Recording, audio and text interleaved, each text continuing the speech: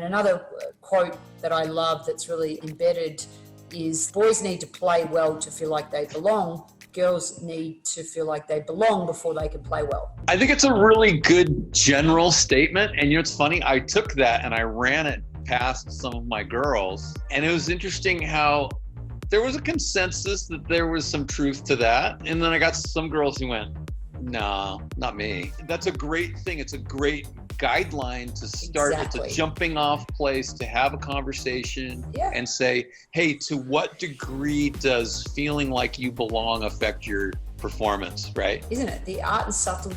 When we say what, at exactly what point, is coaching and the art of coaching.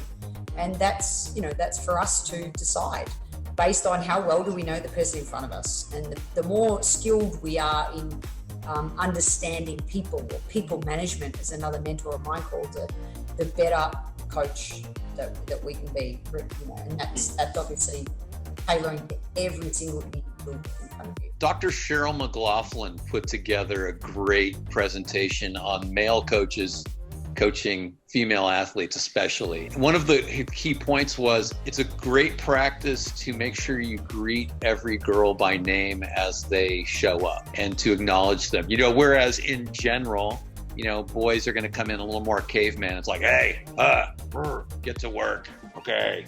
Yes, coach. But, hi, Melinda, how are you?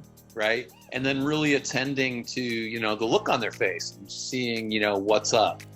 I don't know how many times, coaching a girls' tennis team, I noticed somebody looks upset today. It looks like there's a little heated conversation going on there as they're coming in.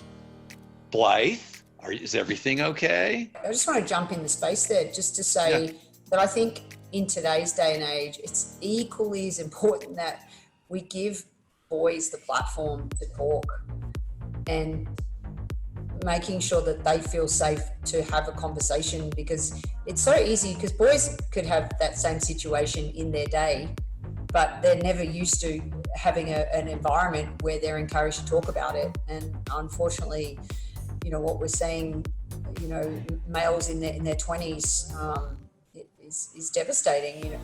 I don't know, I just feel that the more that we can not fall into these traps of using girls' names and asking them how they are today, if we can do that with boys as well, then we're also helping change the dial slightly. That is a great comment. And so, that's perfect, because it shows that what I said was an overgeneralization, and so I was presenting it as a generalization. And I do engage with the boys on that other level that you're talking about.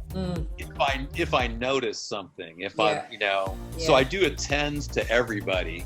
Yeah, it's an interesting thing about the willingness to be vulnerable as well. And girls are better at that than boys, and boys can sometimes learn that. I don't know. I mean, I've had boys who've lost disappointing matches that they felt they took on the full responsibility of losing it for the team they felt, and they cried bitter tears, and I had to just stand there with my hand, on the shoulder, just a moment of comfort to say, I know how you feel.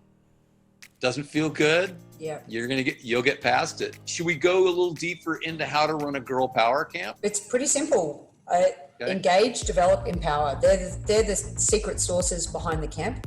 And engage is all about how do we do that. We begin off court, for example.